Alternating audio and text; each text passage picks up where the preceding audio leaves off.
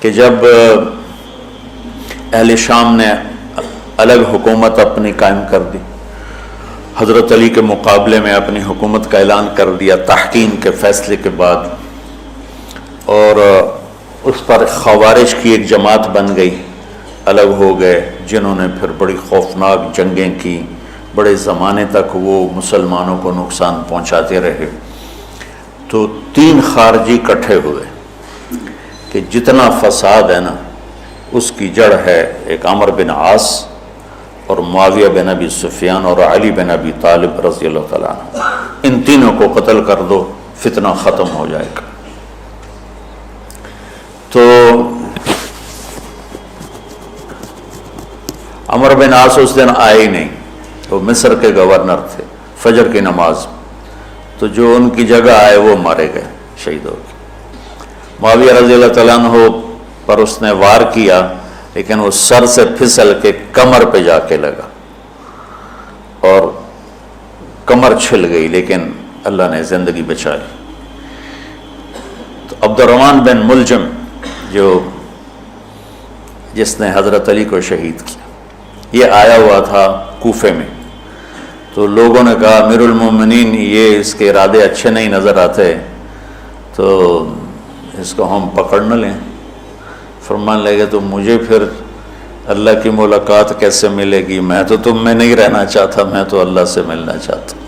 حضرت علی کے ساتھیوں نے بڑی بے وفائی کی، بڑی بے وفائی کی، اس لیے میں کہہ رہا ہوں مظلوم ترین ہستی۔ بسر بن ابی ارطاط نے یمن پہ قبضہ کر لیا شام کے لشکر کی طرف سے، اور حضرت عبید اللہ بن عباس رضی اللہ تعالیٰ عنہ کے 2 بچے اپنے ہاتھوں سے ذبح کیے جیسے بکرا ذبح کیا جاتا۔ آل رسول کے 2 بچوں کو میں صنعاء میں اس مسجد میں گیا، وہیں ان کی قبریں موجود۔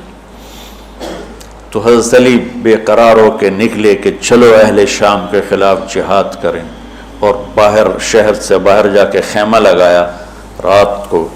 صبح دیکھا تو ایک آدمی بھی نہیں آیا ہوا تھا، اکیلے تھے۔ تو پھر بڑے دکھی دل کے ساتھ واپس آئے اور اپنی داڑھی کو پکڑ کر کہنے لگے تو کب رنگین ہوگی؟ ایک دفعہ بیمار تھے تو کہنے لگے یا رسول اللہ مجھے لگتا ہے میری موت کا وقت آ گیا۔ میں نے کہا نہیں، تیری موت آئے گی جب اس خون سے یہ رنگین ہوگی، جب تیرے سر کے خون سے تیری داڑھی رنگین ہوگی اس وقت تیری موت آئے گی۔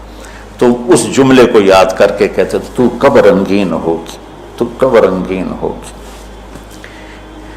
چونکہ ساتھی ساتھ چھوڑ گئے تھے تو شدید قسم کی بے وفائی کا سامنا ہوا۔ پھر آگے نسل ذبح۔ آپ نے حضرت حسین کا کربلا تو پڑھا ہوا، لیکن میں نے جو گلدستہ اہل بیت کے بعد میں نے جب پڑھا تو جو اس کمبخت ابو جعفر منصور نے آل حسن پہ ظلم توڑے، اللہ میری ہچکی لگ گئی روتے روتے۔ تو میں اس کی تفصیل آپ کو بتا نہیں سکتا کہ مطلب ہے کہ میرا سر ساتھ نہیں دے رہا، تو ہچکی لگ گئی میری روتے روتے کہ ساری اولاد کو آخر میں پہلی دردناک سزائیں دی، دردناک سزائیں دی،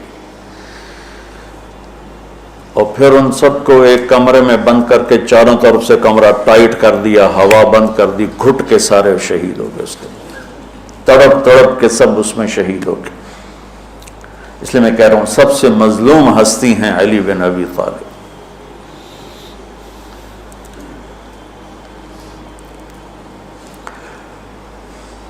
تو فرمانے لگے اس کو پکڑو گے تو میں شہید کیسے ہوں گا؟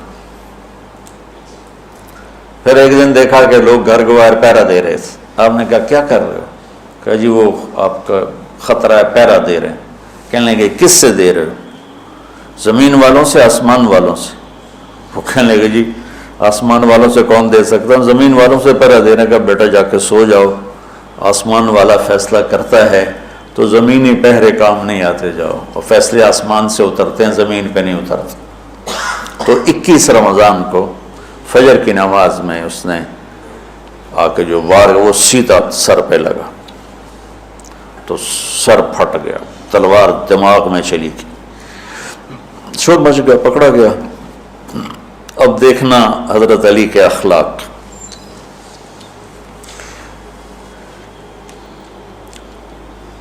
لوگ اکٹھے ہو گئے. حضرت زینب کو پتہ چلا تو وہ بھاگی بھاگی آئیں اور رونے لگی، واہ ابتا واہ ابتا.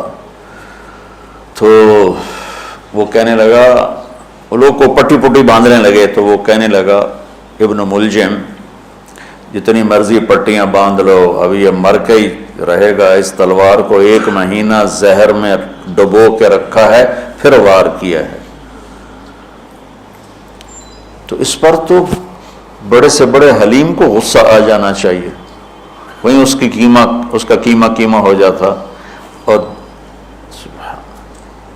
حضرت علی کیا کہہ رہے ہیں؟ بھائی اس کے لیے نرم بستر بچھاؤ، اس کو گرم گرم کھانا کھلاؤ، اسے ٹھنڈا ٹھنڈا پانی پلاؤ.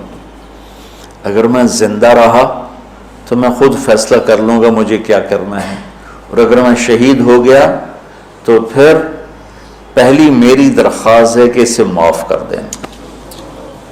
یہ بتانا چاہتا تھا، اسے معاف کر دیں. اور اگر اسے میرے بدلے میں قتل کرنا چاہو تو پھر اس کو تکلیف نہ دینا، بس ایک ہی وار سے اس کی گردن اڑا دینا، اسے تکلیف نہ دینا. اللہ اکبر. آپ پڑھیں گے نا صحابہ کی سیرت تو سب سے زیادہ فضائل حضرت علی کے، سب سے زیادہ مقام اور مرتبہ تو ویسی جیسے خلفائے راشدین. سارے صحابہ اللہ کے ہاں مغفور محبوب. ان میں سے 10 مقرب ترین ابو بکر، عمر، عثمان، علی، طلحہ، زبیر، سعد، سعید، ابو عبیدہ بن جراح اور عبد الرحمن بن عوف. پھر ان 10 میں سے 4 محبوب ترین جو خلفاء بنے. پھر جیسے ان کی خلافت کی درجہ بندی ہوئی ایسے ان کے مقام اور مرتبے کی درجہ بندی ہوئی. لیکن فضائل سب سے زیادہ حضرت علی کے ملتے ہیں. اور یہ ایک فضیلت جو حضرت علی کو اللہ کے نبی نے سنائی، ہاتھ پکڑ کر یوں اپنے سینے کے قریب لگا کے فرمایا، اَتَرْضَىٰ أَن يَكُونَ مَنزِلُكَ مُقَابِلَ مَنزِلِي فِي الْجَنَّةِ. علی تو راضی ہے جنت میں تیرا گھر میرے گھر کے سامنے ہوگا. تو حضرت علی رونے لگے کہ نہیں حضرت میں راضی، میں راضی. تو آج کی رات اس ہستی کی شہادت ہے، فجر کی نماز میں ان کا انتقال ہوا، جن کو میرے نبی نے ابو تراب کا لقب دیا کہ تو میرے لیے ایسے جیسے موسیٰ کے لیے ہارون ہے. تیرا گھر جنت میں میرے گھر کے سامنے ہوگا. پھر آپ نے اپنی بیٹی فاطمہ سے کہا، فاطمہ تو میں یہ دونوں حسن حسین، اور یہ جو سویا ہوا ہے، حضرت علی جاگے نہیں، وہ سوئے ہوئے تھے.